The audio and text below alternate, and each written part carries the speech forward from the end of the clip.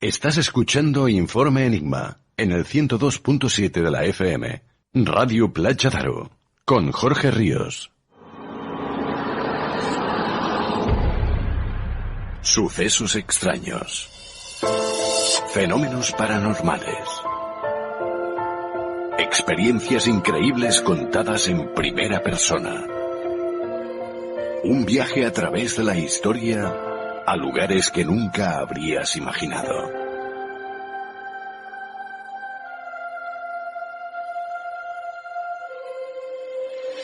Un viaje lleno de misterio.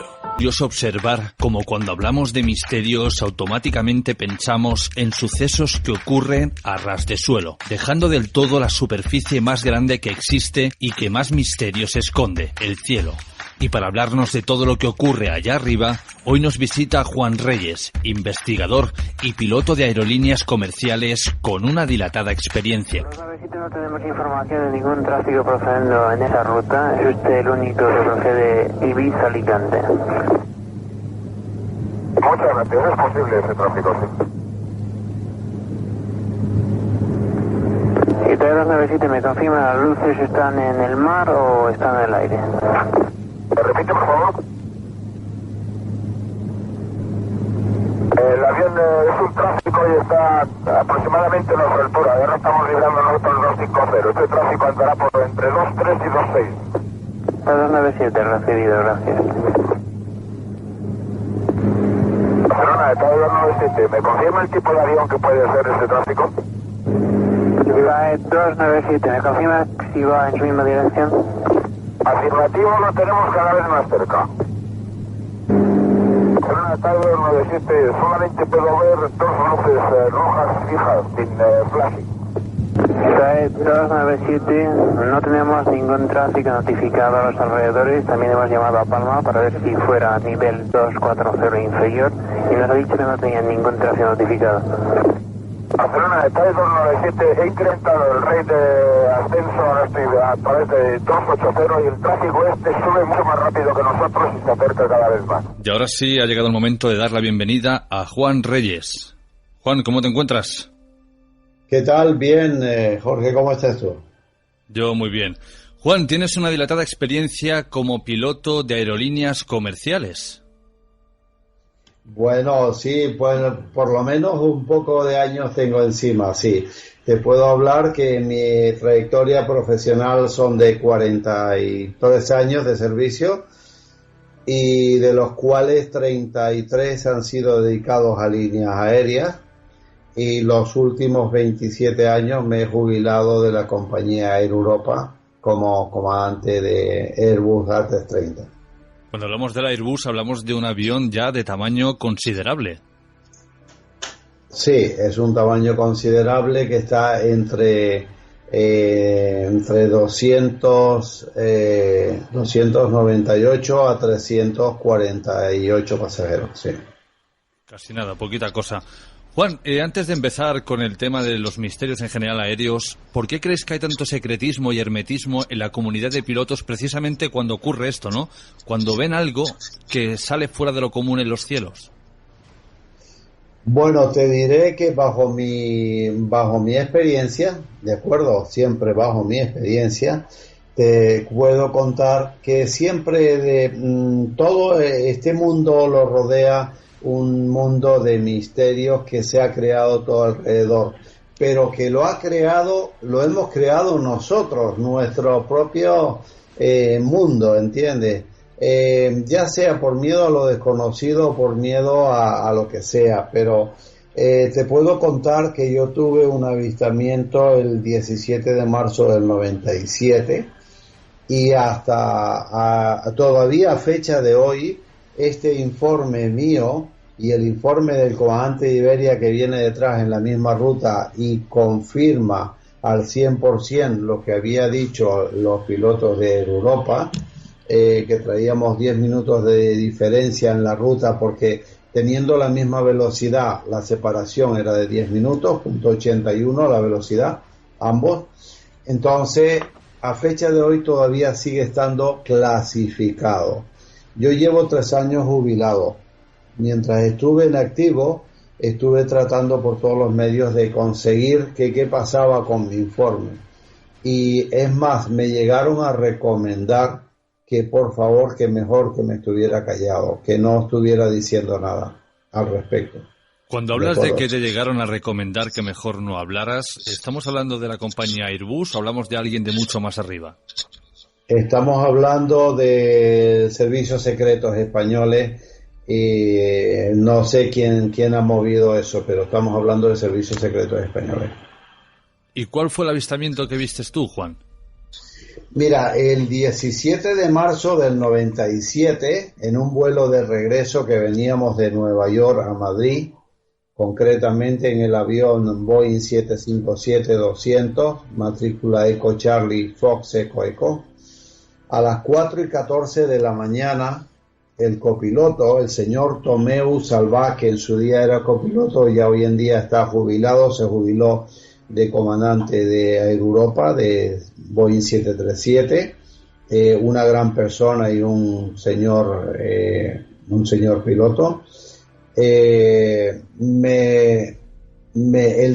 me dice que hay algo fuera, me alerta que hay algo fuera de lo normal enfrente y debajo de nosotros. Él había descansado, unos minutos antes él había descansado, y justo en ese momento estaba yo, pues tú sabes, recostado hacia detrás, haciendo mi descanso, ¿no? Para después ya hacer la aproximación. Nuestra altura era de 39.000 pies, 11.800 metros, y en una posición geográfica de 50 millas, 92 kilómetros al oeste de Vigo y sobre el mar. Después de observar realmente el objeto extraño de forma circular, con dos luces muy fuertes en el centro que lo iluminaban completamente y que se veía perfectamente delimitado a través de pocas nubes o humo. No te puedo explicar, ¿no? Llamo al control de Madrid y después de pasarle nuestra posición exacta de 42 norte 26,9 oeste 009 31.2, le pregunto que si hay algún operativo de la Marina de Guerra o de pesca. Esto se llama el procedimiento normal que se publica en un NOTAM. Un NOTAM es una publicación escrita donde dice que tal día a tal hora o de tal hora a tal hora se van a hacer maniobras, ya sea de tipo militar o de cualquier otro tipo en tal zona, ¿no? En una zona concreta. Y entonces yo pregunto si había algún NOTAM de publicado en esta ruta nuestra. Vale, contestación de Madrid, negativo, no tenemos ninguna información de nada en esa zona, y pregunta qué es lo que vemos. Entonces yo le digo que veo un círculo que estaba enfrente y debajo, como ver la isla de Gran Canaria desde 39.000 pies. Yo soy de aquí del archipiélago de Canarias, de Tenerife concretamente, y he sobrevolado mucho la isla de Gran Canaria cuando venimos de Sudamérica. Entonces, yo la imagen que tenía, la comparativa que yo tenía, era como ver la isla de Gran Canaria desde 39.000 pies. Date cuenta que la isla de Gran Canaria tiene 1.560 kilómetros de extensión, kilómetros cuadrados. O sea, y si nosotros, que ya decíamos que era de 40 por 40 son 1.600 kilómetros cuadrados. O sea, que no estaba tan fuera de tamaño, ¿no? El control de Madrid llama a Iberia 6010, un DC-10 de la compañía Iberia que viene de Montreal a Madrid, en la misma ruta, separado por 10 minutos, ya que llevamos la misma velocidad, 0.81 de velocidad. Y le pregunta si ha oído, porque estamos en la misma frecuencia, si ha oído lo que reportó el Air Europa 118. Y le digo que sí. Y le dijo que sí, que solicitaba permiso para bajar la velocidad e inclusive hacer un 360, un giro de 360 grados encima. A las 4:30 después ya nosotros pasamos a otra frecuencia que nos seguimos escuchando en la frecuencia segunda, a ver qué decía él, y a las 4:30 llama y dice: Madrid, toda la información que te dio el Europa 118 es 100% correcto. Nos veremos en Madrid para hacer los informes. ¿Vale? O sea, eso fue la explicación que confirmó el avión de Iberia, que ya él venía preparado porque nos había escuchado a nosotros en el reporte con el control de Madrid. A nosotros nos cogió un poco de sorpresa y realmente no lo pudimos disfrutar realmente todo lo que hubiésemos querido, porque ya nos cogió un poco de... Pero él sí, porque él viene preparado 10 minutos detrás, él incluso pide permiso para bajar la velocidad, él baja la velocidad y comienza un 360. Por el tema de las horas, de los minutos, yo creo que sí él empezó el 360, pero que no lo terminó por el tiempo. Porque nosotros reportamos a las 4:14 y él reporta a las 4:30, o sea, 4:14 y 10 que él trae son 4:24, ¿de acuerdo? Y él ha tardado 4 minutos en reportarlo. Entonces me parece que él no terminó el 360, pero sí lo empezó. ¿Vale?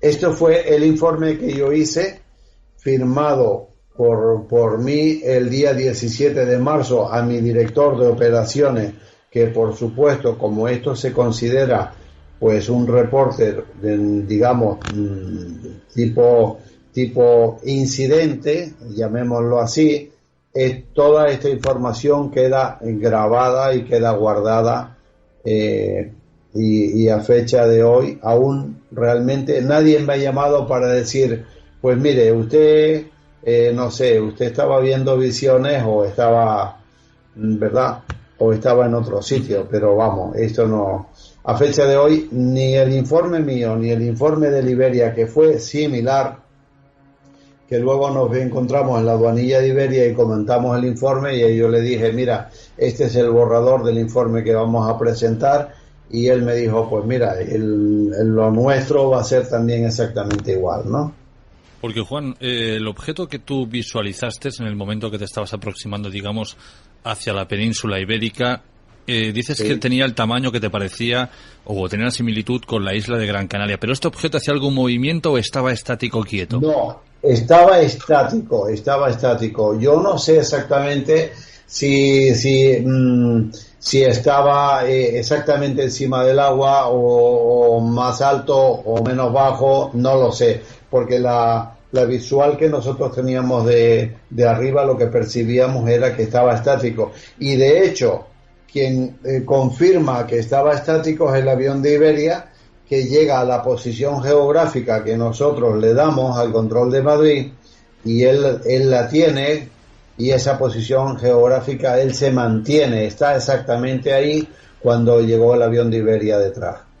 Normalmente vemos estos incidentes o avistamientos como algo aislado que no ocurre mucho, pero podríamos decir que los controladores aéreos están más acostumbrados de lo que creemos a que les reporten incidentes de este tipo. Yo pienso que sí, porque realmente el controlador aéreo es el que recoge toda la información de todos nosotros, ¿no? De todo el personal que está reportando todas estas cosas. Pero el problema, hay un programa que yo hice en Cuarto Milenio que salió ahí, y después resulta que a las 2 semanas se presenta el controlador Jaime Montalvo, que era el controlador que estaba en Pegasos esa noche, y 2 semanas después él llama a Cuarto Milenio y le dice a Iker Jiménez, le dice, oye, que mira, que yo era el controlador que estaba esa noche de servicio, ¿vale? Y entonces él, imagínate, Iker Jiménez le dijo, oye, pues si tú eras el controlador, vente para acá que vamos a grabar un programa, porque te aseguro que los pilotos no lo saben. Mi programa fue del 14 de abril y él saca el programa el 19 de mayo, ¿vale? Se llama Jaime Montalvo, que era el controlador que estaba en Pegasos. Pegasos es controlador radar militar de toda España. Déjame decirte más que el controlador señor Montalvo, en el programa de Iker Jiménez, reporta que como a la 1 de la mañana él estaba de servicio y a la 1 de la mañana le alerta el controlador de Palma de Mallorca, donde dice que a través del control de Mallorca y del control de emergencias que la gente llamó, habían reportado una inmensa bola de fuego salir del mar, ¿de acuerdo? Y lo vio la gente que está en el paseo de Palma a la 1 de la mañana, según el señor Montalvo, ¿vale? Y él en el control, en su pantalla, no había nada. Él no concibió nada. Vale, esto fue a la 1 de la mañana.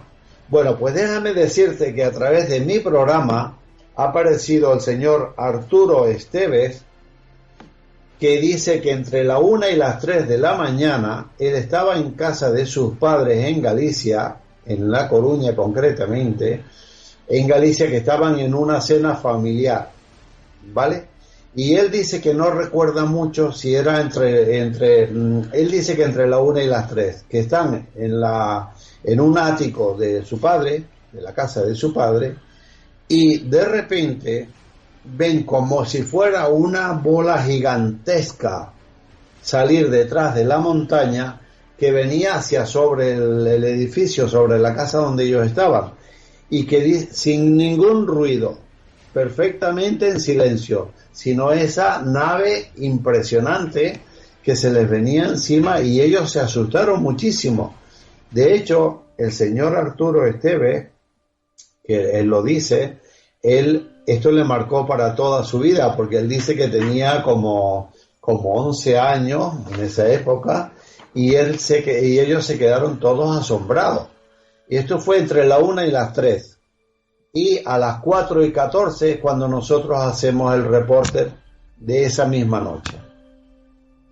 Sin dejar de lado, Juan, tu incidente, quiero hablarte ahora no puedo calificarlo de accidente porque, aunque dicen que se encontró, muchos somos los que pensamos que no, pero quiero hablarte del Boeing 777-200 que desapareció el 8 de marzo de 2014. ¿Y por qué digo sin dejar de lado tu avistamiento? Y ahora sabréis, querida audiencia, ¿por qué? Porque tú, Juan, tienes una teoría muy interesante, y es que el Malaysian Airlines no desapareció, sino que fue, podríamos decirlo, abducido por un objeto volador no identificado. Bueno, te cuento, sí, el Malaysia Airlines 777-200 Stellen Ring, matrícula 9 Mike Romeo Oscar, el 8 de marzo del 2014 desapareció.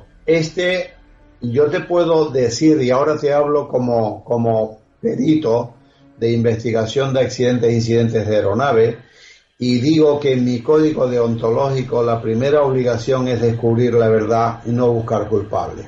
¿De acuerdo? Eso vaya por delante todo eso. Nuestra misión no es decir que tú o el otro es culpable, no, es buscar la verdad. El 8 de marzo del 2014 desaparece el Malaysia Airlines, entrando en el mayor misterio de la aviación mundial.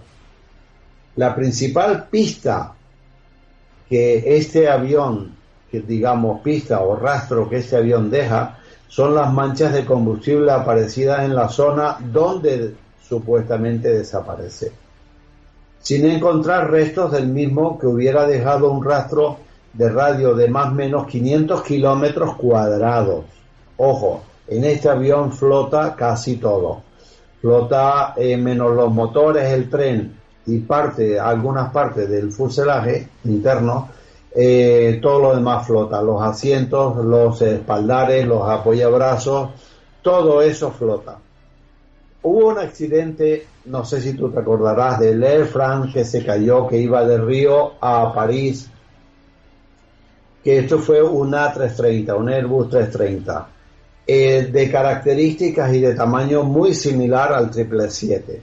Bueno, pues este avión dejó un rastro de más o menos 500 kilómetros cuadrados. O sea, no podemos decir que este avión desaparece en este punto y aquí no hay avión. Esto es muy raro. El avión comienza la ruta desde Kuala Lumpur a Beijing y él reporta el punto Igari. El punto Igari es el límite que hay entre Malasia, Vietnam y por el lado izquierdo,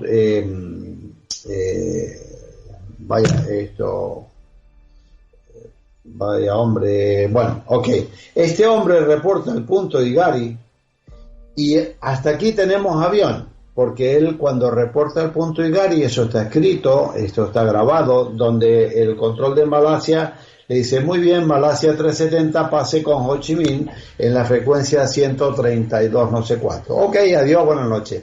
Él llama al control de Vietnam y el control de Vietnam le da la buenas noches. Hola, buenas noches Malasia, Malasia 370, repórteme pasando el límite por arriba, el límite final de Vietnam. ¿De acuerdo? Vale, muy bien, hasta ahí tenemos avión. En este punto, de acuerdo, en este punto, aquí empiezan a aparecer a posteriori manchas de combustible. Manchas de combustible que, dicho sea de paso, que yo las tengo, que fueron obtenidas cuando la desaparición en esos días, y a fecha de hoy, si te metes en internet con la misma dirección, esas manchas de combustible no existen, han sido eliminadas de internet. ¿De acuerdo? De acuerdo, entonces, según el plan de vuelo, el avión cargó 49.647 kilos de combustible, lo que es igual a 62.058 litros. Esto daba un peso total del avión de 230.727 y una velocidad de referencia de 152 nudos, 281.5 kilómetros, ¿vale? De velocidad. Esto es una reproducción que yo hago en un simulador 777 con los mismos motores, con el mismo plan de vuelo, con todo cargado, exactamente igual. Vale. El avión despegó de Kuala Lumpur a las 00:41 hora local y a las 01:20 él reporta el punto Igari al control de Vietnam, límite de Malasia, y en este punto el plan de vuelo dice que ha gastado 7.5 toneladas de combustible y le quedan 42.1 porque él había cargado 49.6. Bueno, estas 42.1 que le quedan a bordo de combustible le daría para un total de 4 horas 40 minutos de vuelo, que es el tiempo a Beijing más 2 alternativos, vale, en este caso que tenía 2 alternativos, más 30 minutos de espera. Es absurdo lo que dice hoy Boeing, que sigue diciendo, que a fecha de hoy sigue diciendo que el avión voló después por 7 horas. Eso es mentira, pero así como lo oyes, mentira. ¿De acuerdo? Porque el avión le quedaban 4 horas 40 minutos de vuelo. Nada más. ¿De acuerdo? Acto seguido, el piloto o la persona que estuviera en cockpit, en cabina, apagan el transponder y el ADS. El ADS deja de emitir. El transponder es un equipo que él manda una señal donde el controlador de tierra le asigna un código, y con ese código pues él ve como un granito de arroz en la pantalla donde ve rumbo, velocidad, altura, lo ve todo, ve ese avión, ¿de acuerdo? Y el ADS es un equipo que cada 2 minutos, ojo con eso, está mandando la posición geográfica al avión, al constructor del avión, al constructor de los motores y a la propia compañía si fuera necesario. Lo normal es que lo mande a la Boeing y al constructor de los motores, ¿de acuerdo? Que es absurdo donde dice Boeing a fecha de hoy todavía sigue diciendo que no, que el avión no se sabe dónde está y lo buscamos por todos lados y apareció 6 meses más tarde un flap en la isla de allá ahora ya te digo, vale, apareció un flap ahí, que eso es absurdo, eso es mentira, ¿de acuerdo? ¿Por qué? El avión, todo avión comercial no está preparado para hacer un landing, un ditching en el agua, ¿de acuerdo? La mayoría de veces, a pesar de que nosotros lo practicamos en el simulador y todo esto, es imposible que un avión comercial haga un impacto contra el agua y máxime de noche y no se desarme, ¿de acuerdo? El impacto contra el agua es como si tú dieras un impacto contra el suelo, exactamente igual, ¿sabes? Vale, después de este punto Igari, como te repito, él apaga el transponder y la ADS, dejan de emitir y hace un giro a la izquierda, siempre en mi opinión y basado en las grandes manchas de combustible que aparecen aquí en el lugar. Estas manchas de combustible fueron obtenidas por unos periodistas vietnamitas que te recuerdo que estuvieron 36 aviones y 53 barcos durante 14 días buscándolos en todo ese océano y no aparecía nada de nada, ¿de acuerdo? Entonces, basado en las manchas de combustible, ¿de dónde son estas manchas de combustible? Si aparecen manchas de combustible, pero no hay restos del avión, que todo eso debería estar flotando ahí en el mar, entonces, ¿de dónde sale ese combustible? A fecha de hoy no ha habido ninguna persona que haya cogido esas manchas de combustible y haya dicho, mira, estas manchas de combustible son de barcos, son de aviones o son de lo que sea, porque esas manchas de combustible es como si fuera nuestra propia sangre, hubiera dejado el rastro de ese avión, ¿te entiendes? Y nadie tenía que, y todo el mundo teníamos que callarnos la boca, pero a fecha de hoy nadie ha dicho de dónde eran esas manchas de combustible. Vale, te explico un poco más. ¿Qué son esas manchas de combustible? Él ha botado él tira fuera 41.1 toneladas. ¿Por qué la bota fuera? Tiene un sentido. Si nosotros botamos el combustible y estamos por encima de 10.000 pies, ese combustible no llega abajo, se evapora y no llega a tierra. De hecho, cuando tú tienes un problema en un avión y tienes que botar combustible porque hay que bajar el peso para hacer el aterrizaje de emergencia o lo que corresponda, entonces si estás por debajo de 10.000 pies te mandan a un sitio fuera, pero no sobre una ciudad, porque ese combustible se condensaría y caería abajo, ¿de acuerdo? Entonces, según mi teoría, él bota 41.1 toneladas de combustible, quedándose con 1 tonelada con 1.000 kilos, ¿vale? Para conseguir bajar la velocidad a 127 nudos, 235. Date cuenta que cuando hemos despegado, la velocidad de referencia, la V1, la velocidad de referencia era de 152. Pero ya al quitar 41 toneladas más de peso, aparte del que había gastado los 7.5, pues la velocidad baja a 127 nudos. O sea, tiene una velocidad prácticamente de avioneta, ¿de acuerdo? Una velocidad muy baja. Y el peso que tiene en ese momento es de 183 toneladas. ¿Para qué se hace eso? Pues para hacer la maniobrabilidad, ¿de acuerdo?, de lo que él tuviera preparado, por supuesto, para mí conscientemente, para luego ser abducido por una supernave gigante de 40 por 40. Date cuenta que de 40 por 40 estamos hablando de 1.600 kilómetros cuadrados. En 1.600 kilómetros cuadrados no cabe un solo 777, caben 14 777, ¿entiendes? O sea, ¿por qué yo lo relaciono con él? Porque casualmente fue también el mes de marzo. Es curioso, en la historia de las apariciones y desapariciones, el 80% son el mes de marzo. Es curioso, no sé por qué, nadie lo ha sabido explicar, pero por eso es que cuando él desaparece, que yo estaba olvidado ya de mi informe, ¿de acuerdo?, es cuando yo cojo mi informe y digo, ostras, pero si estamos también en marzo, es curioso. Y es cuando yo lo relaciono con una super nave nodriza, ¿de acuerdo?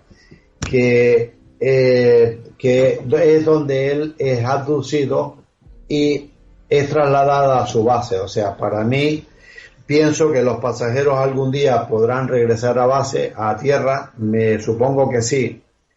De acuerdo, el avión no, pero el avión, ¿por qué este avión? Porque este avión era el avión más avanzado que hoy en día tenemos en línea aérea aquí en la Tierra, ¿de acuerdo? Y así como nosotros les estamos estudiando a ellos, ellos también nos están estudiando a nosotros. O sea, yo pienso que sí, los pasajeros están bien y que algún día regresarán a tierra, ¿de acuerdo? Quiero aclarar que no he sido ni influenciado ni contratado por terceras personas, que cada uno que saque sus propias conclusiones, ¿no? Pero esa es mi experiencia que te puedo decir al respecto del 777. Date cuenta que los pasajeros, y eso hay evidencia, Londres tiene evidencia de que los pasajeros por 4 horas, 15 minutos, siguieron funcionando los teléfonos de los pasajeros. O sea, es como si yo te llamo ahora y tú estás apagado, fuera de cobertura, pero el teléfono repica. Si ese avión estaba en el agua o estaba en el quinto pino, ¿entiendes? Tú me quieres decir por qué esos teléfonos seguían funcionando. Porque el avión solo tenía para 4 horas 40 minutos de vuelo. Y no para decir donde dice la Boeing que estaba por allá en el Océano Índico al final, ¿no? O sea, esa es mi experiencia y lo que te puedo decir de ese avión. Pero convencido de lo que te estoy diciendo, Jorge. Juan, se nos echa el tiempo encima. Esto ha dado para pie para una segunda entrevista, porque el 777 no se puede quedar tan solo en esto. Sin embargo, hoy lo dejamos aquí. Juan, ha sido un placer que nos hayas relatado tu experiencia y tu hipótesis sobre el 777, que, como digo, volveremos a contactar contigo y acabaremos de profundizar en dónde pueden estar estos pasajeros y este avión de Malaysian Airlines. Cuando tú quieras, Jorge. Un abrazo, Juan, y hasta la próxima. Un abrazo fuerte. Saludos a toda la gente. Solamente hemos presenciado el comienzo de lo que parece ser un acontecimiento mundial. Mientras les hablamos, esto está ocurriendo en diferentes lugares de todo el mundo. Observaciones no oficiales apuntan a la misma hipótesis. Han aparecido personas que vienen del pasado.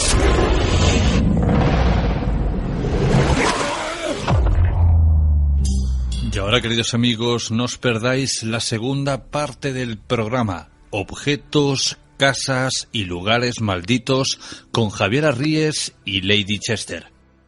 John, despierta. ¿Qué pasa? En la casa de al lado he oído un grito. Quédate aquí, voy a ver. ¡John! ¿Pasa algo? Dios mío, está lleno de sangre. Métete en casa, no es mi sangre. Métete en casa y llama a una ambulancia rápido. ¡Vamos! Me gustan tus muñecas.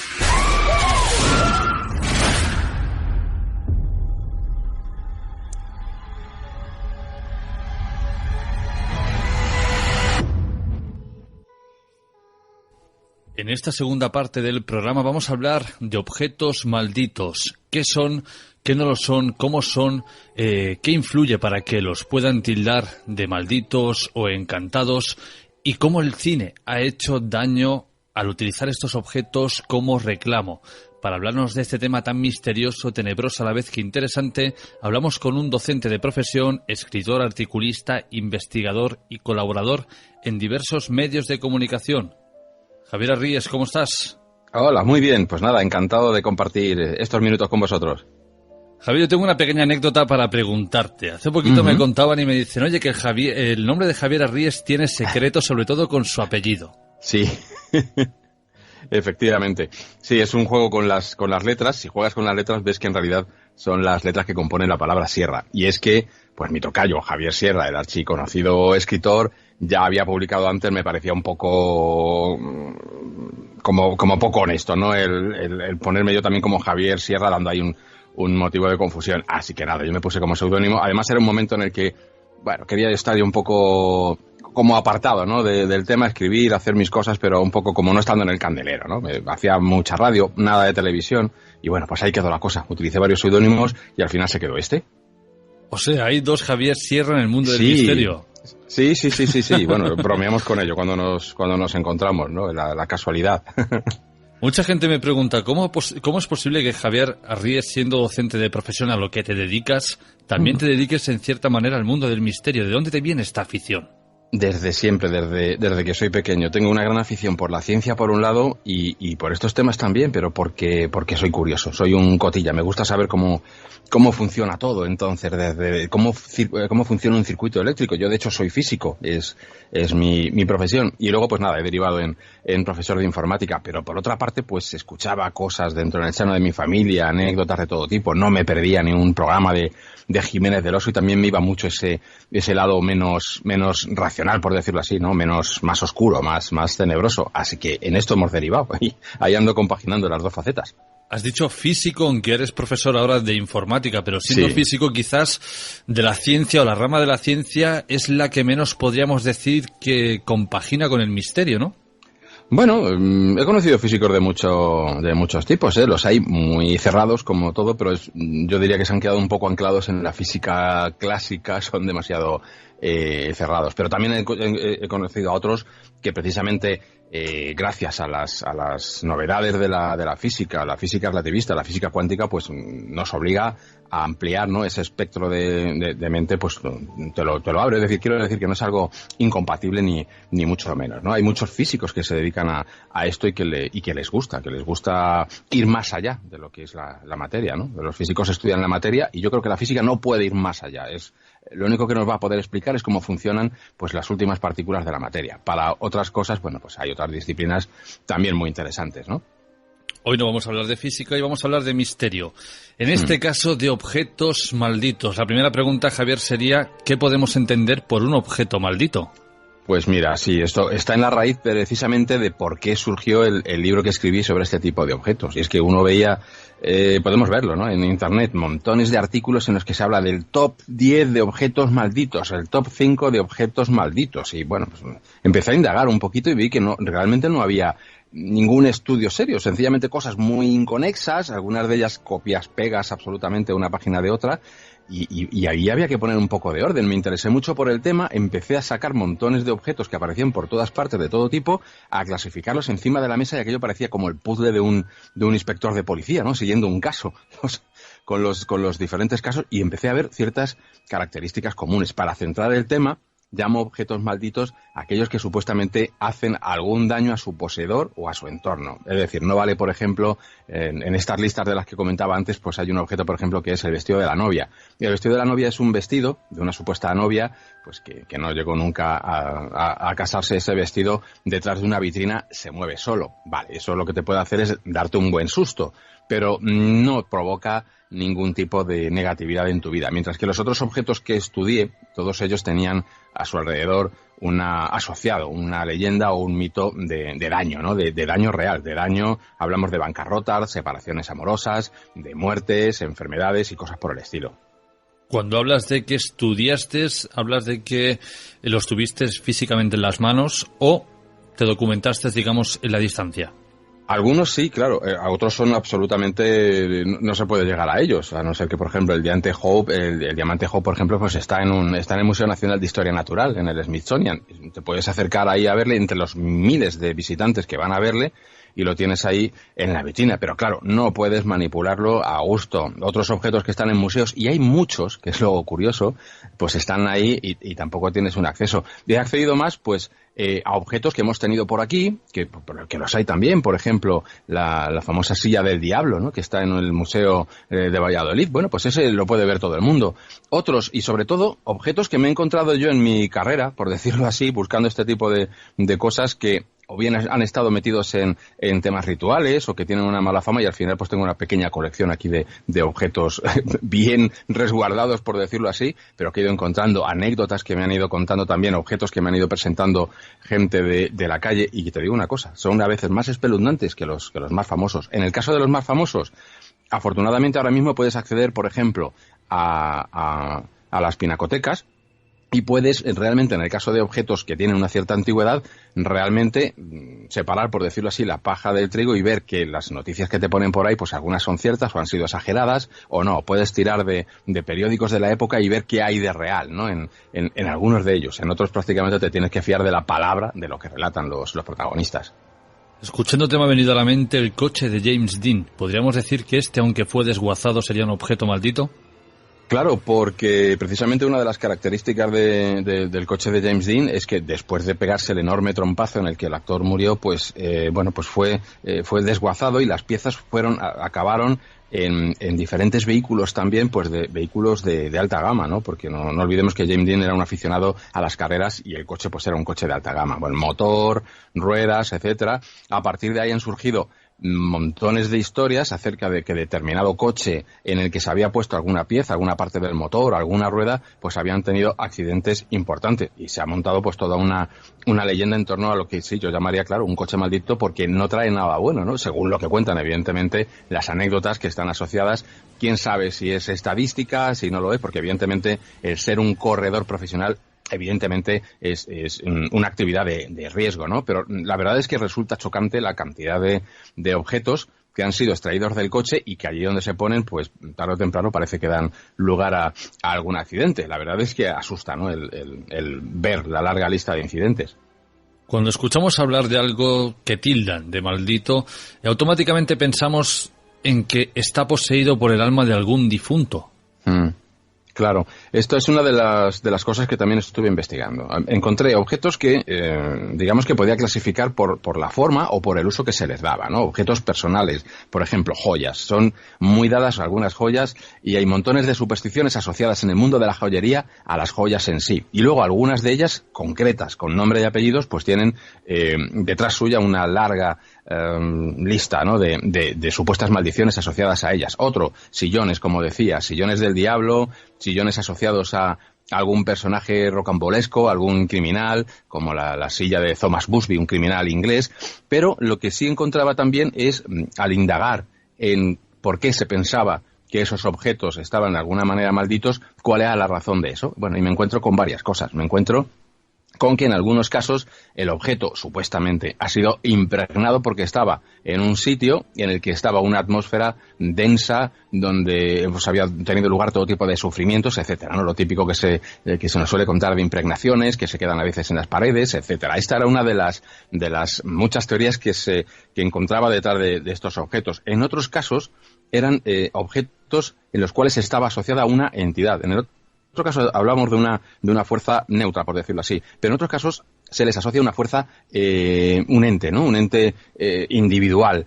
Y en esos casos encontramos que una de dos, por simpatía con el objeto o por dónde estaba el objeto, esa entidad se ha acercado al objeto y, por decirlo así, se ha convertido en el hábitat de esa entidad, siempre, como digo, desde el punto de vista mágico, es decir, es lo que piensan aquellos que creen en que ese objeto está maldito. O bien, ese objeto ha sido metido ahí por la voluntad, generalmente de un mago o de un hechicero. Una gran cantidad de objetos malditos son el resultado de un ritual, un ceremonial de magia para maldecir que se ha realizado sobre el objeto correspondiente para que entrara en contacto con la víctima y hacer daño a la víctima.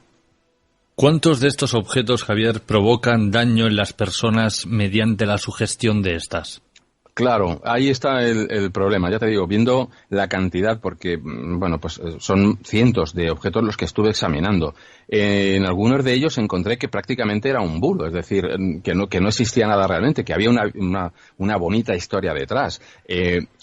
Historias, por otra parte, curiosas, muy bonitas y que merecen, vamos, un apartado, hacerles un guión de cine o un buen libro. Por ejemplo, La momia de la mala suerte. Es una momia que supuestamente está en el Museo de Londres y alrededor de la cual se tejió la momia de la mala suerte, la llaman, está clasificada como la el objeto EA22542, es decir, puedes ir a verlo, allí está.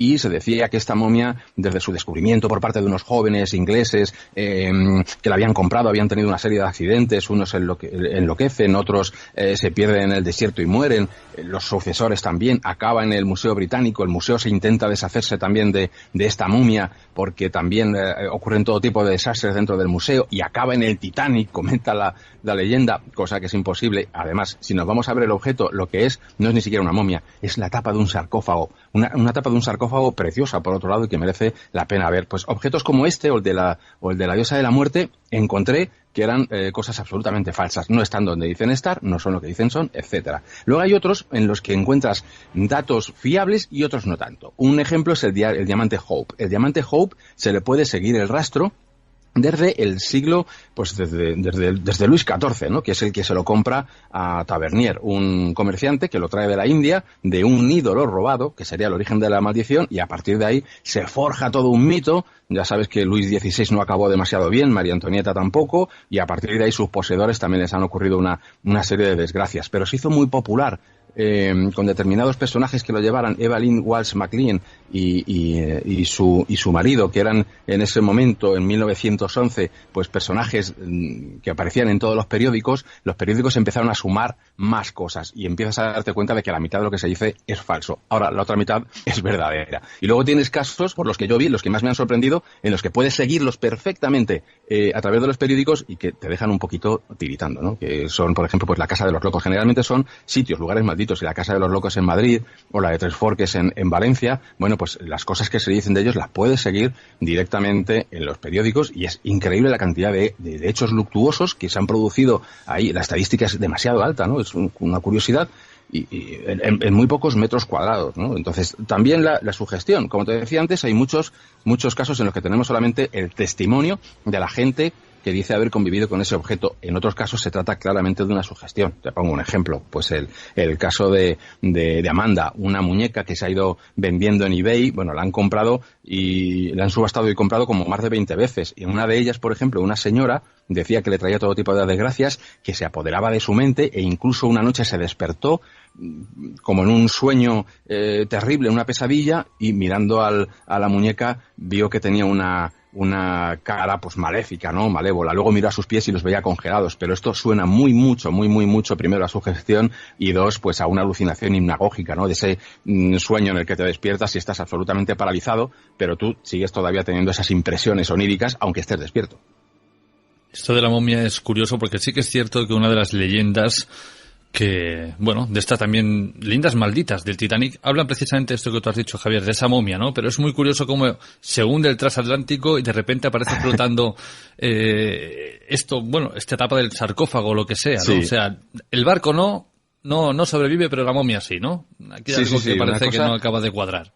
Totalmente, o sea, bueno, lees en el libro lo describo, el guión es auténticamente de película, o sea, yo no sé cómo todavía nadie lo ha cogido y ha desarrollado, porque merece la pena, es decir, los objetos que he ido recogiendo tienen unas historias detrás apasionantes, solamente con que seas un enamorado de la literatura de terror, por ejemplo, lo vas a pasar pipa, y luego lo que te digo, hay casos en los que te dejan un poquito más tiritando, como los de los lugares malditos. En el caso de la momia de la mala suerte, falla y hace aguas por todas partes. Una vez que me pongo a investigar, resulta que eso de los 4 aristócratas es falso. O sea, no fueron ellos. Fue un arqueólogo el que la encontró.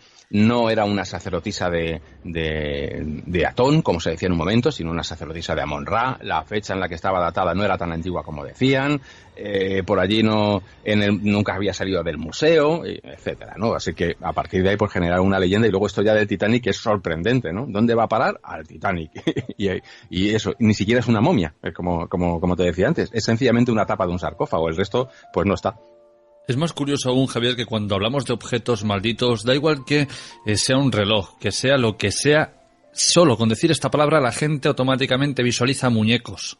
Sí, es cierto. Claro. Sí, pues sencillamente por su parecido con nosotros, ¿no? En mi obra lo que hago también es tratar de buscar cuáles son precisamente las razones psicológicas de ese miedo. Y bueno, hay sabes que mucha gente tiene, ¿no? Miedo, pavor a las muñecas, en mayor o menor medida, en algunos casos, pues bueno, pues son realmente casos muy graves, ¿no? En los que enfrente de una muñeca pues pueden tener taquicardia, sudoración, etcétera. Hay una fobia, incluso que lo define, que es la periofobia, ¿no? Y hay estudios muy buenos hechos ya por el mismo Freud, se interesó por el asunto, y en uno de sus trabajos, Lo Siniestro, se encargó de ver cuál era esa relación que había entre los juguetes, sobre todo los juguetes con forma de muñeco, y el miedo que producían tanto a niños por un lado como a adultos por otro. Luego han surgido incluso teorías dentro de la robótica.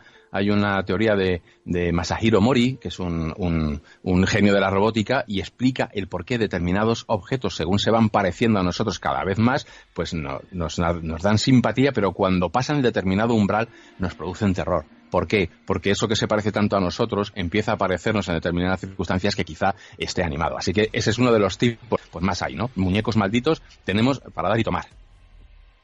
Es curioso que si hablamos de muñecos malditos, el cine ha hecho un gran trabajo con ellos, y sobre todo con una, que no hay documentación anterior, pero se ha vuelto súper famosa. Me gustaría saber tu opinión, Javier, sobre Annabelle.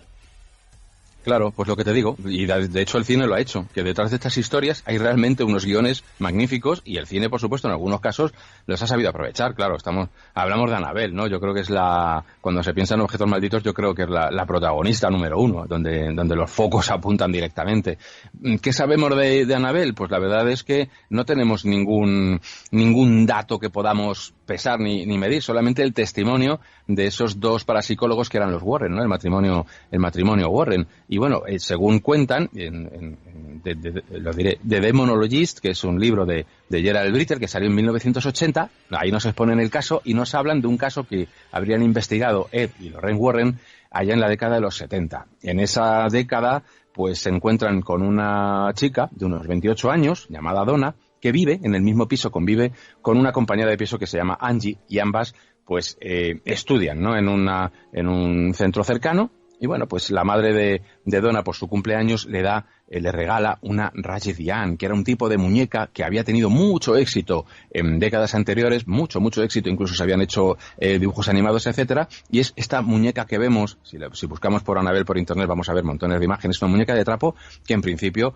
pues inspira ternura y no da miedo en absoluto, no como la Annabelle de la película, que da bastante grima y es completamente pues diferente. Bueno, el caso es que Donna recibe con mucho cariño su regalo de cumpleaños y pues la deja encima de la cama. El caso es que cuando vuelven ella o su amiga Angie, pues se la encuentran cambiada de sitio, en un sitio diferente, no le dan mucha importancia, pero empiezan a aparecer determinados pergaminos por la casa con mensajes extraños, ¿no? Que ponen ayúdanos, salven a Lou. Hay que decir que Lou era el novio de Donna, y empiezan a aparecer cosas más extrañas, ¿no? En una ocasión incluso dicen que Annabelle está ensangrentada en una posición absolutamente diferente y fuera de la cama de donde la ponía Donna, ¿no? E incluso pues eso, que las puertas aparecían cerradas, abiertas. El caso es que ya inquietas, pensando que le estaban gastando una broma o alguien que se introducía y metía ahí esos pergaminos, consultan a una medium, y esa medium les dice que dentro de la muñeca habita el espíritu de una niña de 7 años, Annabelle Higgins,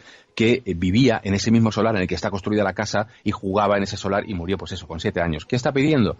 Pues que la adopten. Así que pues nada, le dan ese nombre, le dan el nombre de Annabelle, y las cosas pues van a peor. Lou, que es el novio, como digo, de Donna, pues empieza a sufrir todo tipo de pesadillas. En un despertar ve a la muñeca a los pies de la cama, dice que se arroja sobre su cuello. En otra ocasión escuchan un gran estrépito y es atacado por algo invisible. En fin, una serie de cosas terribles. Al final acaban apareciendo los Warren, y los Warren determinan que no es un espíritu maligno que habita que no es una niña la que habita en el muñeco, sino que hay un espíritu maligno que lo que hace es utilizar el muñeco para llamar la atención, y lo que pretende es pues poseer a alguno de los miembros de la casa, ¿no? Algunos de los que habitan en la casa. Y bueno, hasta ahí ellos se lo llevan a su famosa casa museo.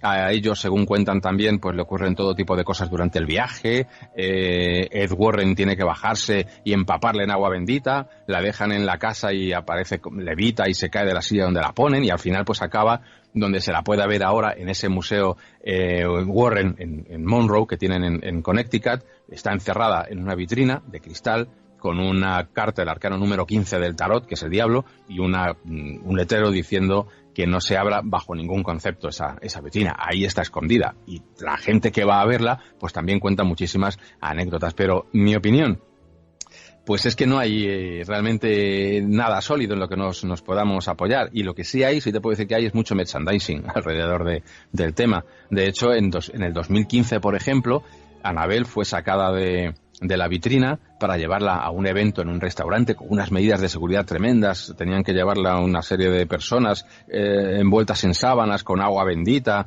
La gente que pagaba la cena tenía acceso a comprar los libros de los Warren, a hacerse fotos con Annabelle. En fin, la verdad es que ves, hay un merchandising. Mi opinión, pues lo que te digo, que no hay nada sólido ahí. Según tengo entendido, es el yerno de los Warren quien se encarga ahora de explotar a Annabelle. Claro, es que eso es como una herencia y realmente es que da mucho dinero, ¿eh? Es un objeto del cual se escriben libros, como te digo, pues ahora se hacen eventos, esos eventos pues son como cenas en las que se dan conferencias, se venden libros y Annabelle es el centro de atención y si quieres una foto con ella, pues oye, a pagar el evento. Aquí en España nos hacemos fotos con futbolistas y allí con Annabelle, ¿eh? Curioso cómo cambia la cosa.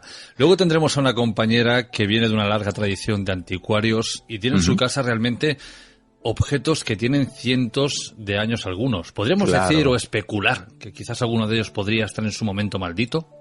Hombre, a ver, claro, evidentemente ese tipo de profesiones que están en contacto con objetos, primero por su antigüedad. Segundo, a veces por lo exótico. Por ejemplo, uno de los objetos típicos también en los que siempre se piensa mal de ellos son las típicas máscaras africanas, ¿no? Que uno se compra por ahí haciendo turismo, pero que en algunos casos siempre está la duda de si no han sido utilizadas como en Kindi y otros objetos rituales en ceremonias de cualquier tipo. Todo lo que tiene detrás una pátina de historia ya no siembra ahí una duda. No es como si estuviéramos mirando hacia el pasado y el pasado tiene ese hálito de misterio, porque son cosas que han sido utilizadas por personas como nosotros, personas que han estado vivas. Yo estoy convencido de que los anticuarios tienen muchas anécdotas que contar, sean verdaderas o no, es decir, sea real o no el tema de la maldición, pero el cómo creen algunos en esas maldiciones tienen que tener montones de anécdotas e incluso, ¿por qué no?, cosas que les hayan ocurrido, por supuesto que sí. Yo recuerdo cuando visité el Museo de la Magia, el Gran Museo de la Magia, el más grande de Europa, que tiene una habitación sola dedicada a la magia negra, pero él nunca cuenta que esos objetos son reales. Sin embargo, la sensación de la gente cuando entra ahí es de pesar, dolor de cabeza, malestar. Incluso gente se ha desmayado al cruzar la puerta de la magia negra. Y luego él te cuenta que estos objetos los ha adquirido pues de personas que hacían vudú, de ciertas partes de África, con lo cual dices, bueno, ¿qué está pasando aquí? Claro, ahí está el asunto. Es decir, si realmente los que creen en este tipo de fuerzas que pueden quedarse impregnadas a un objeto, si eso existe realmente, pues ese tipo de objetos ritualizados y que han estado en contacto en ceremonias o han sido consagrados, por decirlo así, al revés deberíamos decirlo, en rituales de ese tipo, una de dos. Si los ceremoniales eran positivos, por decirlo de alguna manera, su carga puede ser demasiado intensa. Si han sido utilizados en ritos de vudú, en ritos para maldecir, en ritos de odio, para separar, para desunir, para matar, pues fíjate, lo que hay ahí es como una especie de una cacofonía de fuerzas vibrando a un nivel pues terrible, ¿no? Punzante, como quien dice. Javier, para ir terminando, tú desde la parte física, ¿cómo podrías explicar lo que ocurre con estos objetos malditos? Por ejemplo, antes has dicho el tema del vestido de novia, ¿no? Que se movía, que daba pues, cierto susto, ¿no? Pero que no se podría categorizar como maldito. Desde el punto de vista de un científico, ¿cómo se podría explicar este fenómeno? Yo ya te digo, me gusta mucho estudiar el pensamiento mágico, me gusta mucho saber cómo, porque hay una ley, es decir, los que creen en la magia, aquellos que piensan que la magia existe, no creen en la magia al tuntún, por decirlo así. Está perfectamente regulada, hay unas leyes, hay una sustancia que produce, según esa creencia, que produce las cosas que ocurren, es decir, algo que nos mantiene a todos en contacto. Por eso el hecho de que tú cojas y generes un muñeco, por ejemplo, que se parezca a alguien sobre el cual quieres influenciar y lo vistas con un traje hecho con la ropa que ha llevado otro, pues supuestamente esa fluido, esa cosa invisible que no vemos y que mantiene unidas a todas las cosas, ese océano psíquico, por decirlo así, queda impregnado en el objeto, de modo que hay una relación, un rapport, que diría un hechicero en francés, ¿no?, entre el objeto y quien ha llevado eso, y entonces se puede actuar sobre él. Esa es la teoría, y la teoría a veces, cuando la estudias, es muy compleja, son leyes, es decir, no son cosas hechas al azar, ni mucho menos, y tienen toda una serie de leyes súper complicadas en algunos casos. Bueno, pues te encuentras con cosas curiosas. Yo no me mojo, es decir, le pongo ahí esos objetos, en objetos malditos, indago sobre ellos. Cuando veo algo que es falso, lo pongo. Lo digo, no, lo siento, esto está mal, este dato es erróneo, este dato ni siquiera existe, etcétera. Y cuando encuentro algo curioso, pues ahí lo dejo. Hay en algunos casos en los que, claro, no puedes pesarlo, no puedes medirlo. Tú ves que un vestido de novia se mueve, pero necesitamos también, por ejemplo, el poder tener la posibilidad de medir a ver si hay microcorrientes que puedan mover dentro, aunque esté detrás de una vitrina, puede ocurrir. si es subjetivo o si no lo es muy complicado. Luego, lo que te digo es que en algunos casos sí hay estadísticas más altas de lo normal que son chocantes, ¿no? Que es lo que te decía. De todos los objetos o de los tipos de objetos que he visto, los que a mí más me chocan son determinados lugares que están tildados como malditos. Antes te ponía dos ejemplos aquí en España, que es la Casa Grilo en Madrid y la Avenida de Tres Forques en Valencia. Bueno, pues es que eso se puede ver en los periódicos, y es que parece mentira que en un sitio tan pequeño, en una manzana tan reducida, ocurran tantos hechos y sin embargo al lado, pues no. ¿Qué ocurre ahí? Pues la verdad no sabría decirte. De todos estos objetos malditos que tú has tenido, o supuestamente malditos, que has tenido en tus manos a la hora de investigar para tu libro, ¿hay alguno que digas, cuidado con este, que realmente parece que la cosa va en serio? He tenido objetos, sobre todo, como te digo, procedentes de rituales, en los que pues se notaba como una tensión extraña. Yo no sé si es algo subjetivo o no. Sí estoy muy familiarizado con el hecho de las ceremonias, los rituales y lo que ocurre dentro de ellos y lo que pasa en ellos y el cómo se trabaja en ellos. Y la verdad es que sí, puede que sea algo subjetivo, pero en algunos casos notas una tensión alrededor de determinados objetos realmente peculiar, ¿no? Como diciendo, uy, este objeto mejor alejado. Por si acaso, pues mucha gente que se dedica, que los hay, coleccionistas de pues por ejemplo, de muñecas. Hay una tal Catherine Reddick en Escocia que colecciona muñecas malditas. Ahí las tiene a todas ellas y se comunica con ellas, por lo visto, según dice ella. Y en algunos casos, pues sí, hay gente que trata con estos objetos y trata de coleccionarlos, y en algunos casos pues están vinculados con corrientes esotéricas y ocultistas y tratan de mantenerlos a raya, como quien dice, en círculos de sal y otras cosas, ¿no? Y a veces pues esa vibración pues parece que la percibe uno. La verdad es que sí, han pasado objetos muy curiosos por mis manos. Objetos malditos, guía de juguetes del mal y lugares condenados. Encontramos diversas portadas, pero hay una que me llama muchísimo la atención, Javier, o más bien me da yuyu. Esta que sale el mono este con dos pandeletas. El monito este tiene tela. Yo no sé si estará maldito o no, pero ya el muñeco dices, quítamelo de aquí. Mira, de eso te voy a contar una anécdota precisamente, porque es curioso, es lo que te digo, es decir, yo no puedo afirmar ni negar nada, si me pongo desde el punto de vista de un físico, solamente puedo afirmar algo cuando tengo la prueba de que es así. Pero, por ejemplo, con el tema de este tipo de juguetes, en el caso de los monos y otros de los que andan con pilas, por ejemplo, es una enorme cantidad de gente la que me dice que han tenido sustos de juguetes que se han empezado a mover y que no tenían pilas. Eso me lo han contado montones de veces en montones de congresos a los que he ido. Otros también, joyas de la familia a las cuales les achacan todo tipo de accidentes o de muertes, incluso se intentan deshacer de ellas, y es enorme la cantidad de testimonios que me dicen que de maneras rocambolescas las joyas acaban volviendo otra vez a la familia de la que salieron. Es increíble. Yo os invito, queridos amigos, a que busquéis esta portada. Parece un autómata. Ya os digo que el muñeco yuyu como mínimo. Javier, sí, ¿dónde puede adquirir nuestra audiencia objetos malditos, guía de juguetes del mal y lugares condenados? Pues en principio ya hace tiempo que salió, entonces hace tiempo pues lo podías encontrar en grandes superficies y en librerías, pero en cualquier momento pueden pedirlo. O sea, todavía está en catálogo, entonces sencillamente es pedirlo. Objetos malditos, autor Francisco Javier Arries y editorial Luciérnaga. Con esos datos, cualquier librero, incluso los de barrio, que yo lo recomiendo porque las grandes superficies pues se llevan todo el beneficio económico, y sin embargo esos libreros de barrio que están ahí luchando, pues oye, se lo merecen, ¿no? Así que se lo puedes pedir perfectamente a cualquier librero y lo encargas y lo trae. Pues Javier, ha sido un placer que hayas pasado por nuestro espacio para hablarnos de estos objetos malditos o no, quién sabe, ¿no? Hasta el punto que nuestra mente puede llegar a influir en ellos. Ahí lo dejamos, ya es cosa del lector. Pues un abrazo y hasta la próxima. Un abrazo muy fuerte. Cada viernes de 11 de la noche a 1 de la madrugada, el mejor misterio te espera en Informe Enigma.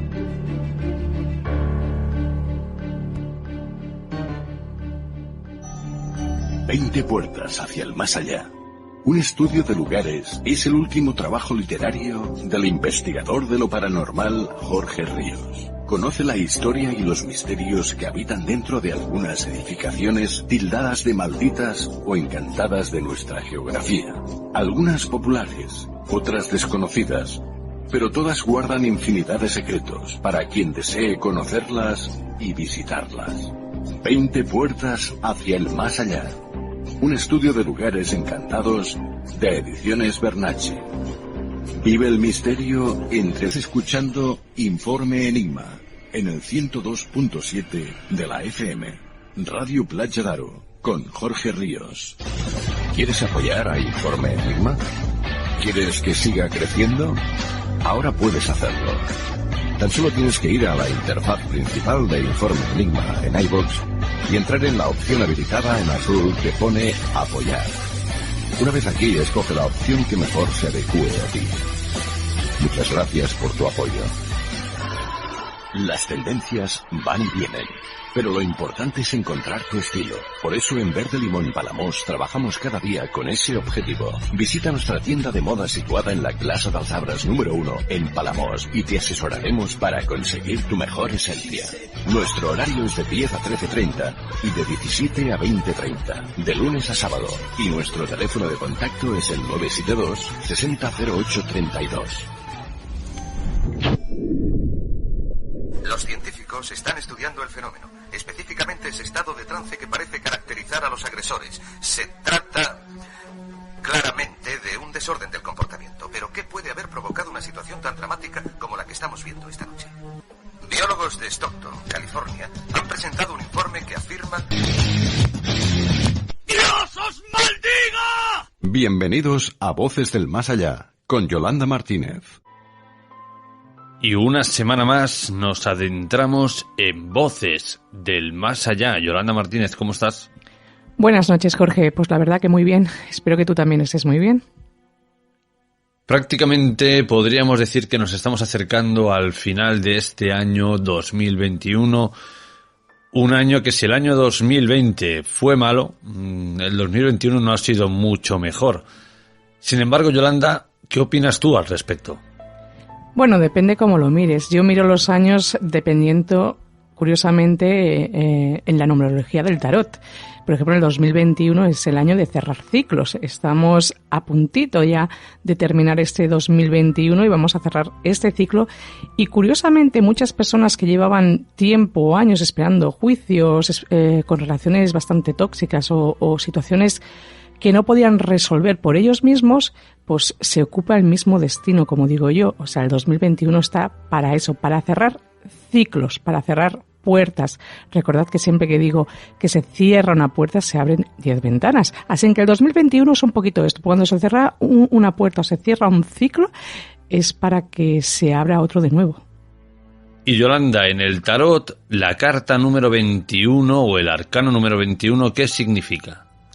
En el tarot, lo que acabo de decir, la carta del mundo, es la carta del mundo, la carta donde llega el éxito, llega la plenitud, y es una carta donde siempre nos invita a que todo debería salir bien. O sea, el que no haya concluido este año con un éxito va mal, va muy mal, ya te lo digo yo, pero piensa que el arcano número 21 precisamente es uno de los más positivos que hay.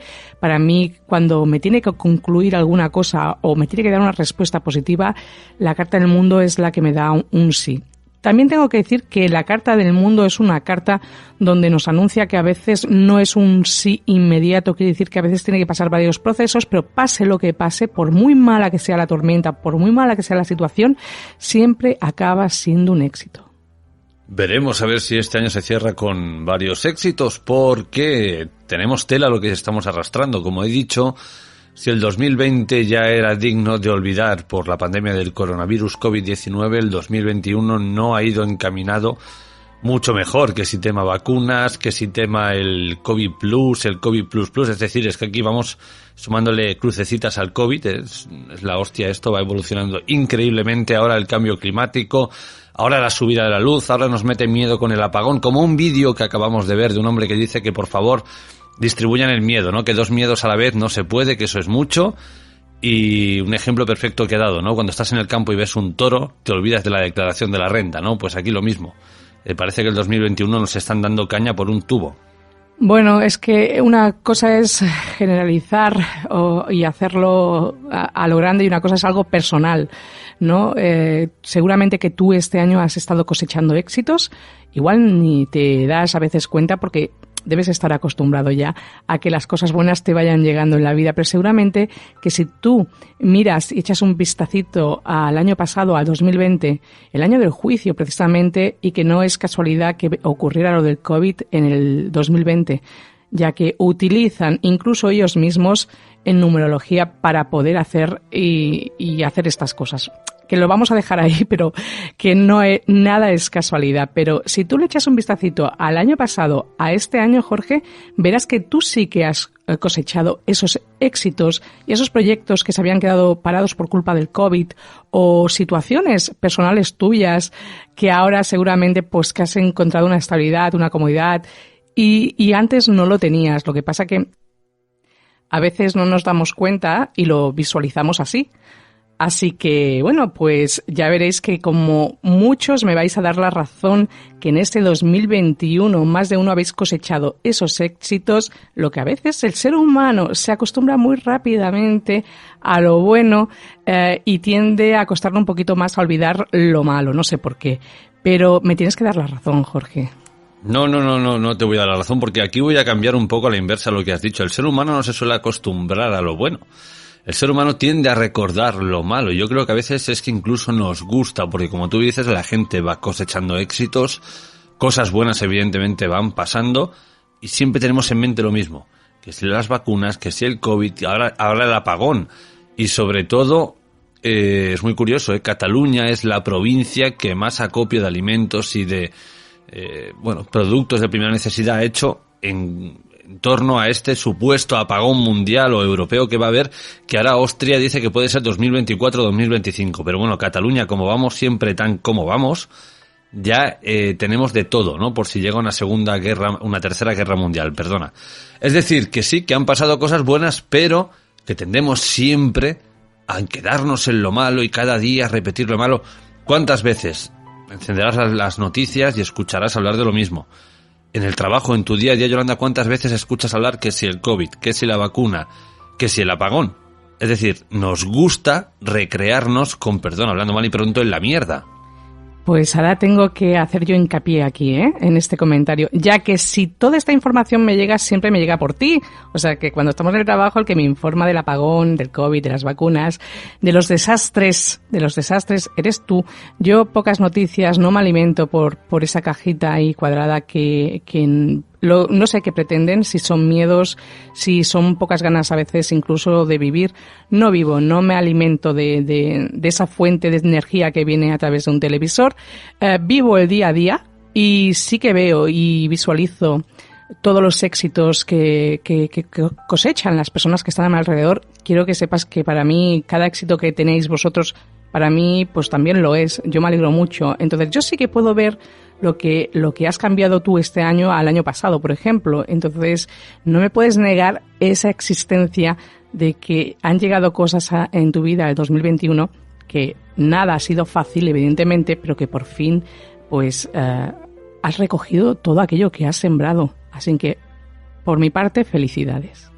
Gracias a mí no te cogerá el apagón de sorpresa, así que te enterarás de lo malo, pero gracias a mí no te quedarás a oscuras ni pasarás frío. Yolanda, vayamos a lo que posiblemente nos depara este año 2022. Si hablamos del tarot, la carta número 22, ¿qué nos cuenta? Pues mira, precisamente, Jorge, esta carta te va a venir muy bien a ti, a ti y a muchos, porque es la carta del loco. El loco representa... Pero eso no era Cáncer. Con perdón para los signos Cáncer, que últimamente ya nos van contestando. Yo no tengo nada que decir de los Cáncer, porque al final quiero que escribáis a Jorge cuando se metan con vosotros, para que veáis que no soy yo. Yo soy muy buena, me mantengo al margen. Es Jorge que últimamente les ha dado por los Cáncer. No os preocupéis, ya mismo cambiamos, porque quiero antes de terminar el año hacer una lectura personalizada para cada signo y veremos a ver cómo han cambiado las cosas.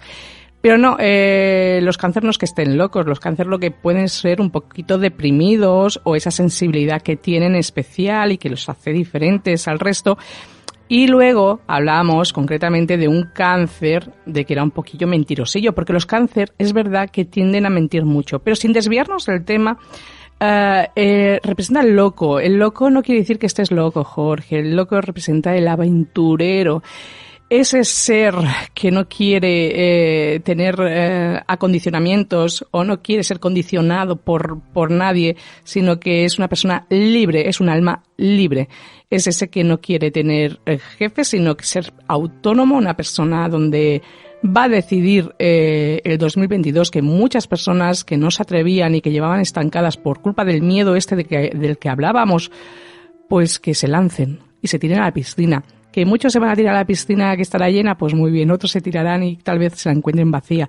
Pero es un año que va a marcar mucho la diferencia en estancamientos de otros años y va a ser un año muy, muy aventurero, muy de personas de que no se atrevían a hacer cosas, se van a atrever.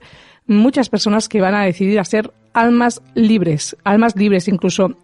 Cuando hablamos también en temas del amor, hablamos de cuando ya una situación no se puede sostener por ningún lado, pues el loco sí es una carta donde también nos anuncia ese abandono de lo que haga falta para ser libre. Un día de esos abriré una línea telefónica para que, sobre todo el signo cáncer, puedan llamar y hablar con Yolanda. Un tú a tú, un face to face, para que ella se pueda defender como, valga la redundancia, como pueda. Yolanda, entonces para ti todas las cartas o toda la numerología del tarot tiene algún significado cuando hablamos de años? Pues la verdad es que sí, y además ahora terminaremos el 22, que se acabará, pero yo igualmente conforme llegue el 23 lo que sumaré los dos números y entonces comenzaré a contar desde ahí también la numerología en el tarot, que será el número 5 para mí, a partir del 23. Entonces ahí es como yo aplico cómo irán los años y cómo iremos cosechando. ¿Qué me quieres decir? O sea, vas a empezar a contar a partir del año 2023. No. ¿Cómo que voy a contar? Como has dicho que vas a sumar 2 y 3 y te dan 5, eso es... Ahora vamos a entrar en el 22. Sí, me refiero... 2 y 2, 4. Me refiero al año que viene. Al año que viene porque se nos acaba... El tarot tiene 22 arcanos, ¿vale? 2 arcanos mayores y es una especie de jeroglíficos, hallados en escombros del antiguo egipcio, no os lo perdáis. ¿Qué quiere decir? Tiene un misterio cada carta del tarot de Marsella o cada carta de los arcanos mayores impresionante. Nunca se ha sabido realmente toda la magia que hay detrás y toda la palabra tarot, de dónde viene el arcano. Tiene mucho misterio. Entonces, no es casualidad, Jorge, que por ejemplo en el 2016, que es el año de la Torre, para mí era el año de la Torre, fue el año, para mí, ¿cómo te diría yo? El año de más cambios en mi vida que había sufrido. Yo incluso llegué a decir, o dejáis de hacerme tantos cambios o no sé si los voy a poder superar. Me divorcié, me cambié de casa, me cambié de coche. Llegó un momento que yo psicológicamente en un año dije, no sé si aguantaré tantos cambios. ¿Casualidad o destino? ¿Qué me podrías decir tú? ¿Que en el 2016 ocurrieran todos esos cambios? Era el año de la destrucción, el año donde ya no se podía sostener las cosas y era el año donde ya se tenía que terminar todo. Y no es casualidad. El 2016 estaba y destinado para ello. Bueno, si me preguntas al menos déjame responder, ¿no? Como me dices, ¿tú qué opinas? Y ya dices, no es casualidad. Pues no, las casualidades no existen, existe la causalidad. Una causa que lleva a un efecto, es decir, que lleva a un determinado o una determinada circunstancia. Pues sí, una circunstancia, pero ¿por qué? Es lo que he dicho antes, muchas cosas como en el 2021 que estamos a punto de finalizar, que queda muy poquito. ¿Qué ocurre? Pues que las cosas que nosotros no conseguimos, porque muchas veces, ¿sabes qué le pasa al ser humano, Jorge? Que tiene miedos, es muy cobarde, ¿vale? Y no se atreve a dar el paso. ¿Qué ocurre? Pues que lo que no consigues tú se va a ocupar el destino de hacerlo. La vida es muy sencilla. Tú a veces no te atreves porque tienes miedo a los cambios y la vida te dice, me da igual que tengas miedo, te voy a dar esos cambios porque si no, tú no vas a avanzar, tú no vas a cambiar, tú te vas a estancar, no va a servir de nada tu existencia aquí cuando tal vez todos hemos venido a hacer algo, alguna cosa, da igual. Unos a informar, otros a curar, otros a ayudar, otros... Todos venimos a hacer algo. Entonces, si hay algo que nos va a desviar por el camino, el destino se va a ocupar de llevarnos a ello si el ser humano no es capaz de dar esos pasos tan importantes. Entonces, el 2021 está a punto de finalizar, pero analizad vosotros vuestro año si en algún momento habéis podido cerrar algo en vuestra vida que estaba abierto o llevaba mucho tiempo, incluso tema de juicios, tema de parejas, tema de trabajos, amistades que decías que tengo que cerrar esta amistad porque para mí es tóxica o está, y vais a cerrar esas porque es un cierre de ciclo, el 2021 así, pero no os preocupéis que cuando se cierra algo se vuelve a abrir. Para ti, Yolanda, ¿cuál es la mejor carta del tarot? Precisamente la del mundo, la carta del sol, son dos cartas que si hacemos preguntas a algo positivo, a un sí o un no, sería un sí. Lo que pasa es que la diferencia entre el sol y el mundo es que el sol tal vez te esté dando una respuesta de un sí inmediato y, como he dicho, en el mundo tal vez tú tengas que pasar por 1.000.000 de cosas que me estás diciendo. Voy a explicaros un caso muy concreto. Era un caso de una chica que tenía un juicio contra su exmarido. Ella fue, pues pobrecita, fue abandonada por él y encima ella vino a mi consulta y yo le dije, no te preocupes que este juicio lo vas a ganar tú. Pues mira, me llama en el primer juicio y me dice, Yolanda, he perdido el juicio. Y yo le dije, a ver, ¿cómo es posible? Me había salido la carta del mundo. Digo, no es posible que hayas perdido ese juicio. Me dice, pues lo he perdido. Digo, pero ya está, ya se ha acabado. Dice, no, aún quedan 2 más. Digo, mira, tal vez pierdas el segundo también. Digo, pero el más importante lo vas a ganar. Digo, recuerda que te salió la carta del mundo y a mí eso me está diciendo que por muchos obstáculos que te pongan en el camino, tú acabarás ganando ese juicio. Bueno, pues así fue, el segundo lo perdió también. Y el último, definitivo, el más importante, es que estaba ya entre las cuerdas, que si lo llega a perder, hubiera tenido que pagar todos los gastos, tenía que haber asumido un montón de costes.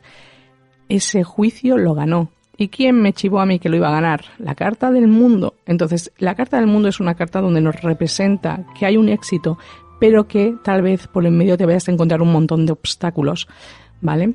Y eso pasa muchas veces en muchas otras preguntas, a veces en temas laborales. Yolanda, voy a extender laboralmente. Bueno, pues ¿te ha salido la carta del mundo? Sí. Ay, pues de momento me han dicho que no. Bueno, pues tranquila, que acabarás cosechando ese éxito. Si no, no saldría jamás la carta del mundo. Es la diferencia. En cambio, la carta del sol es más un sí inmediato, ¿vale? Son 2 cartas para mí muy importantes. Pero en el tarot hay muchísimas cartas muy positivas. La mayoría pueden ser positivas. Y las negativas, como he dicho antes, como la carta de la torre, la del número 16... a veces no es tan malo. Esos cambios tienen que venir. A veces deben destruirse cosas para poder pues renacer otra vez. La carta del sol es la número 19, con lo cual hace 2 años que lo dejamos atrás. Para disfrutar de ese sí inmediato tendremos que esperarnos hasta no el siglo que viene, pero sí hasta el año 2119. Bueno, no, como he dicho yo, que iré sumando los números de atrás, iré sumándolos y así me dará pues el resultado de la numerología que quede. O sea, no sé si lo entiendes. Si llega el 23, sumaré 2 más 3. Si llega el 24, 2 más 6. No tendrás que esperar. O sea, podrás verlo.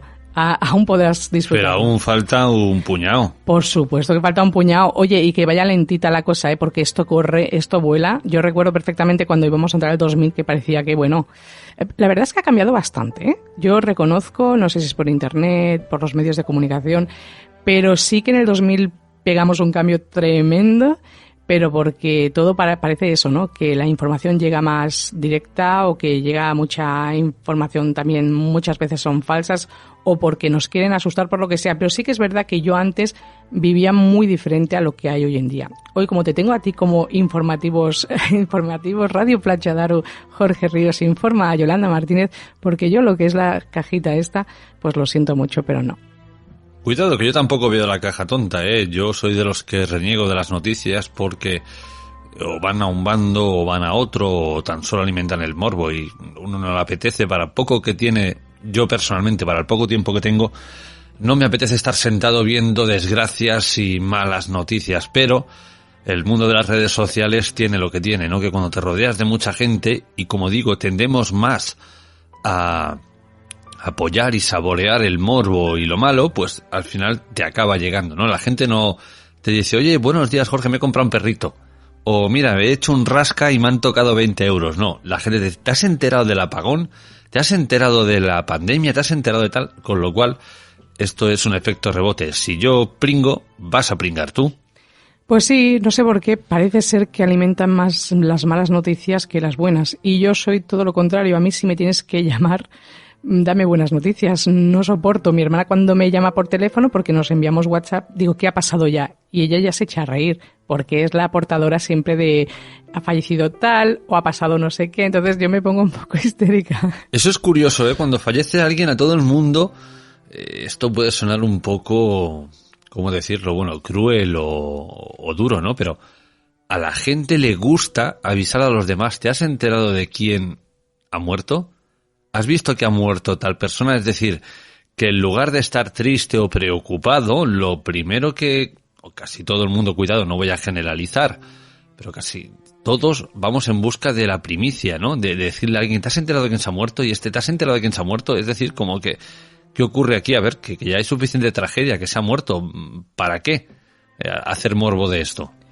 No, pero en el caso de mi hermana es curioso, porque como yo cada semana a mi hermana le miro las energías con Osho Zen, así que le hago una predicción cada semana, porque es un trato que tenemos tenemos un trueque entre las dos, y entonces es curioso porque normalmente yo siempre le aviso, ¿no? Le aviso de, pues mira, te va a llegar una noticia que tal vez pues va a fallecer alguien, entonces ella de seguida me llama y me lo comunica, ¿no? Pero cuando me llama y no ha dado el caso de eso, ya digo yo, ¿qué pasa? ¿No? Ya estoy en alerta porque siempre parece ser que nos gusta lo que dices tú, dar siempre la primicia o dar esas noticias. No lo entiendo porque yo soy todo lo contrario, huyo de esas noticias e intento incluso que no me lleguen. Bueno, la frase mítica o recurrente de todo el mundo, ¿no? ¿Te has enterado lo que ha pasado? Y ya está, eso da igual, no hay un buenos días, unas buenas tardes, unas buenas noches, siempre es ¿te has enterado de lo que ha pasado? Y dices, bueno, ¿qué ha pasado ahora, no? Sí, el morbo de las noticias, sobre todo si son malas. Buenas, pocas, que hay veces uno va cosechando éxitos y pasa como desapercibido o muy bien, pero las desgracias no sé por qué, supongo que por eso existen las noticias, porque dices, bueno, en el mundo también deben de pasar cosas buenas, ¿por qué no las explican, no? Pues no debe interesar, o creen ellos que no nos interesan. Yo soy una persona que me interesa mucho más y si hicieran un programa de buenas noticias, yo estaría ahí, que lo sepáis, yo estaría ahí escuchando. El morbo vende y vende muchísimo. Bueno, mientras esperamos a que llegue este año 2022, Yolanda, formas de contacto. Pues recordad por Instagram Yolanda Martínez 544, cada semana hago una lectura con las energías también, con Osho Zen, para que sepáis y para que veáis cómo vais a estar esa semana, y también para los que queráis consulta conmigo, para una consulta de tarot me podéis llamar al 647-552954. Yolanda, hasta la semana que viene. Hasta la semana que viene.